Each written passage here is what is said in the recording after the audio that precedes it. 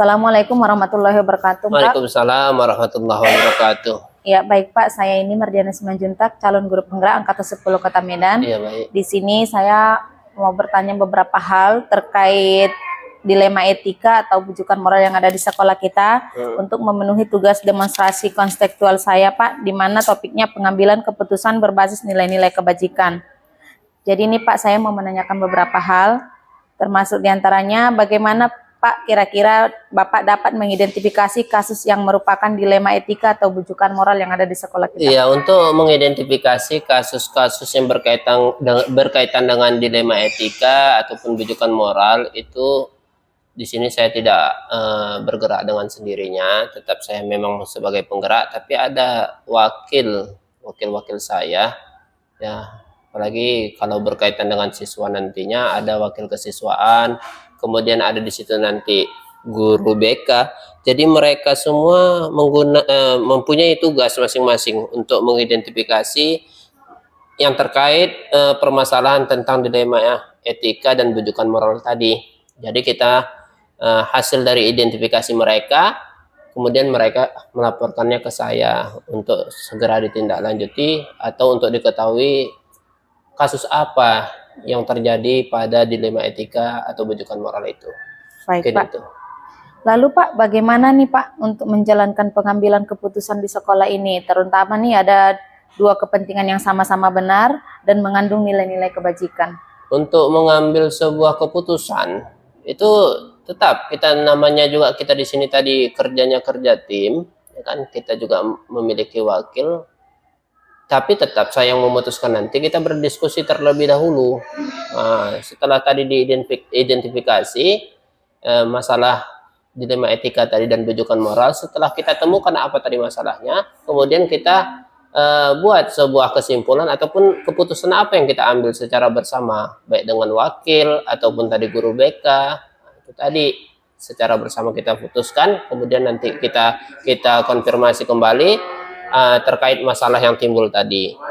Ya, gitu. baik Pak. Untuk langkah-langkah nih Pak atau prosedur seperti apa yang biasa dilakukan, Pak?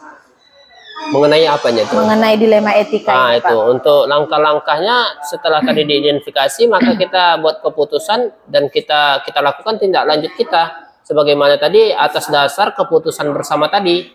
Nah, yang kita buat tadi. Jadi tidak semena-mena hanya satu pihak saja yang memutuskan. Kemudian ya tentu wakil dan guru BK tadi membuat juga keputusan, sehingga timbullah langkah-langkah tadi yang merupakan dari keputusan bersama tadi. Kita ambil sikapnya tadi begitu. Baik Pak, jadi selama ini Pak selain dari situ, hal yang paling dianggap efektif dalam pengambilan keputusan dari kasus dilema etika itu sendiri bagaimana Pak? Kita melihat secara keseluruhan, komprehensif, dia tidak memihak pada satu bagian saja atau unsur tertentu atau oknum tertentu, tapi kita melihat sejauh mana ini bermanfaat bagi seluruhnya, tidak kepada individunya saja, tapi mengarah kepada keseluruhan kita melihat. Jadi secara komprehensif kita, secara universal kita lihat, itu tidak kepentingan pribadi aja atau tidak kepentingan tersendiri saja, tapi menyeluruh dia, tanpa ada nantinya merasa diskriminasi ataupun intimidasi terhadap keputusan itu. Oh baik Pak. Bagaimana dengan tantangan Pak dalam pengambilan keputusan tersebut? Ya tentunya tantangan tadi banyak ya yang kita alami. Ada yang merasa pro dan kontra di situ. Tapi tetap dengan adanya tadi keputusan bersama, tidak ada sebelah pihak, maka itu saya rasa sejauh ini yang kita alami ya berjalan dengan baik. Tidak ada yang merasa tidak ada yang merasa dia dirugikan, begitu. Baik Pak. Apakah Bapak nih memiliki sebuah jadwal tertentu dalam penyelesaian kasus dilema di sekolah kita ini, atau apakah langkah yang diselesaikan ada tempat atau jadwal tertentu atau prosedur apa yang biasa dilakukan? Untuk langkah-langkah tertentu ataupun waktu tertentu tidak ada sebenarnya. Karena kita melihat ya ketika masalah itu ada, masalah dilema etika itu ada atau bujukan moral itu ada, baru kita ambil sikap tertentu, ya baru kita adakan nanti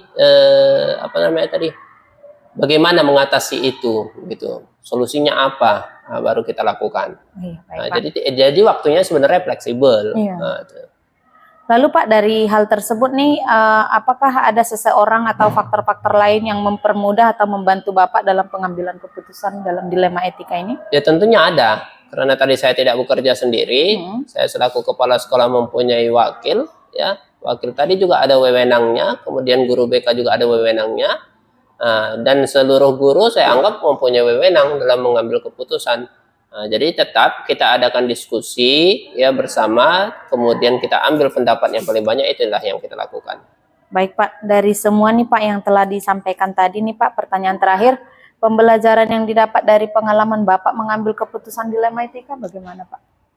Sejauh ini pembelajaran yang saya dapat ya, ketika kami memberikan keputusan ya untuk agar dilema etika ini tidak menguntungkan bagi satu pihak dan merugikan kepada pihak yang lain atau sebaliknya, ya sejauh ini ya pelajaran itu dapat menentukan sikap dengan sebaik-baiknya atau mengambil keputusan dengan sebaik-baiknya, sehingga ya saya pribadi ataupun oknum guru ataupun siapapun itu ya keluarga yang dalam lingkungan sekolah ini merasa ya dia tidak dirugikan tadi.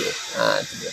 Baik Pak, hanya itu saja yang mungkin saya tanyakan. Terima kasih atas waktunya Pak. Assalamualaikum warahmatullahi wabarakatuh. Baik, terima kasih. Waalaikumsalam warahmatullahi wabarakatuh.